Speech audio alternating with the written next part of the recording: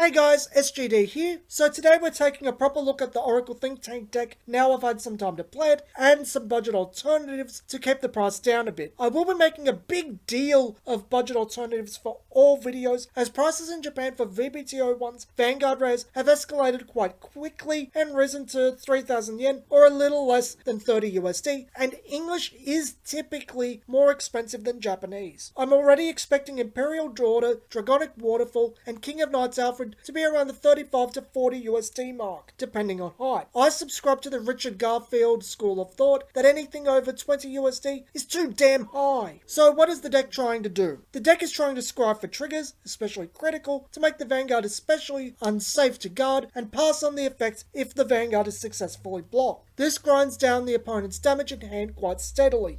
All the time you're gaining additional cards and protect gifts, making it easier for you to guard, creating a game of attrition. In the end, you use Victorious Deer and or Silent Tom to just finish it. So let's start with the grade 3, as it has the biggest costs of the deck in the Vanguard rare. I was running 4 CEO Amaterasu, 2 Imperial Daughter, and 2 Victorious Deer. First things first, there are definite arguments for 4 Imperial Daughter, and you should run 4. I was only running 2 to only see it on the optimal second ride and keep the budget down. Imperial Daughter's Scry 2, then Twin Drive, gives a 52% chance of hitting a critical trigger with the 8 you're forced to run, while CEO Amaterasu's Scry 1 then Twin Drive is 42% chance for a critical, and on top of this, Daughter can assist in setting up Victorious Deer. But CEO is fine for a budget conscious build. The difference isn't all that noticeable on any ride. First ride is hitting hard enough at 17,000 unboosted, and the 10% difference in hitting critical isn't really all that noticeable. During the second ride, where Imperial Daughter is at her most ideal, chances are this is the time where you're getting perfect guarded regardless. Likewise, either way, you're still gaining a +1 overall. If you choose to omit Imperial Daughter, run 2 Battle Maiden Sarasa. You won't ride it, but she can buff herself and set up defensive triggers, both of which are beneficial. Victorious Deer is an amazing finisher and very cheap. You really don't need more than 2 of them due to how late the card is, but it closes games fairly reliably. About a 73% chance of 1 critical, 33% chance of 2 from its own Scry 7 for 2 critical triggers. But this can be increased through other methods, and if you only hit 1, the second drive check has about a 16% chance of being a critical itself. On top of that, your field was just pumped by 60,000 to stop,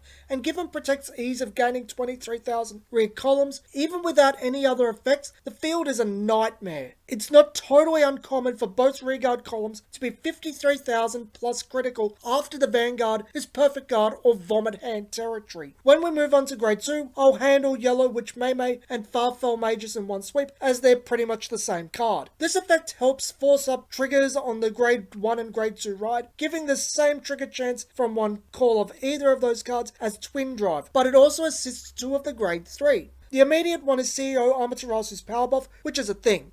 It helps from time to time, but the real eye-opener is Victorious Deer. I honestly didn't think about this till it happened. Deer is an act. Farfell or Mei on that turn open up the window by 1 for each card you call. Every 1 card that you put to the bottom that isn't a critical opens up the window for Deer to hit 2 criticals by 7% from the base 32. Your critical this way happens and it's magnificent. Silent Tom is an ideal card to run, and he's not terribly pricey right now, but if you have to cut him, I wouldn't fret over it. I've noticed something really interesting with Tom. He's good. He does manipulate how your opponent guards, but because he's not the original Tom, Protect gifts exist, and with the prevalence of 23,000 columns in Protect clans, you don't rely on him as a crutch in quite the way the original was used. He's more a tool than your victory condition. Back in the old days, it was wait till they're at 4 damage and then Tom them, regardless of game, but now OTT is more offensive outside of Silent Tom. Tom has his place in the ideal build, but if you have to replace him with Satori Hime due to your budget, it's not a big loss. Honestly, the defensive triggers Satori Hime can set up is generally a little bit more beneficial. The final grade 2 is Promised Daughter, who really pulls her weight. She's a nearly unconditional 15,000 attacker, made 23,000 through a boost, and is enough of a dent to make herself a target. There are very few foils you really need for the deck to function. Promised Daughter is one of them. On the grade 1, I've already mentioned Farfell Magus, so let's go to the Goddess of Flowing Times, Mizunohame. She's not a bad card. She ends up getting the Vanguard into Force territory and gives the Vanguard 2 stages when you have 3 or more damage. But there is a problem with the card in my opinion. Well, the current game design. Without Forerunners, you don't really have the time to draw into her and place her down in a reasonable amount of time. You need to run more than 2 to hit her early enough. But because she's a Vanguard booster, you don't want to. The more I played, the more I came to the conclusion she was worth running more of. There's just simply not that many cards to play around with. Circle Magus ends up as something not stellar, but helpful. The +1 is great. It's the main use of the card and helps assemble the field in a more